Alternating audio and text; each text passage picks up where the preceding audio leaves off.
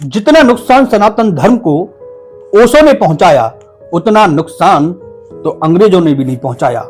एक बार ये ओशो की बात तो सुनिए, ये किस तरीके से बेवकूफों वाली बात कर रहे हैं। ऐसा पागलपन कि तुम ब्रह्मा विष्णु महेश की पूजा कर रहे हो और तुम्हारे भीतर स्वयं परमात्मा विराजमान, तुम्हारे भीतर स्वयं ब्रह्म विराजमान है और तुम दो कौड़ी के देवी देवताओं की पूजा में लगे हुए हो। अचंबा होता।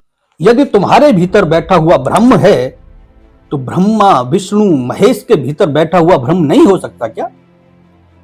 ये जो ब्रह्म की बातें जो तुमने सनातन की पुस्तकों से पढ़ के जानी है, तो क्या तुमने ये नहीं जाना कि ब्रह्मा विष्णु महेश ब्रह्म के ही तीन स्वरूप हैं जो सृष्टि, पालन और संहार का कार्य करते हैं?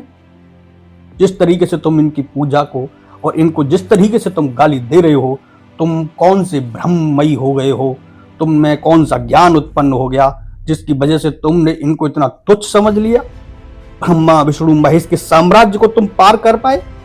तुम मरण धर्मा व्यक्ति, कलयुग का तुच्छ प्राणी ब्रह्मा विष्णु महेश के सामर्थ्य को जानता है, उनके ऐश्वर्य को पहचान सकता है? ये तुम्हारी केवल तर्कपूर्ण बुद्धि है, इसमें ज्ञान का कोई भी लेस मात्र नहीं है। इसलिए मैं कहता हूं कि सबसे ज्यादा जो नुकसान पहुंचाया है वो ओशो ने पहुंचाया है और किसी धर्मावलंबी ने नहीं। ओशो ने जिस तरह से अनर्गल प्रलाप किए, जिस तरह से अनर्गल व्याख्याएं की, सनातन धर्म का सबसे ज्यादा पतन ओशो के द्वारा किया गया।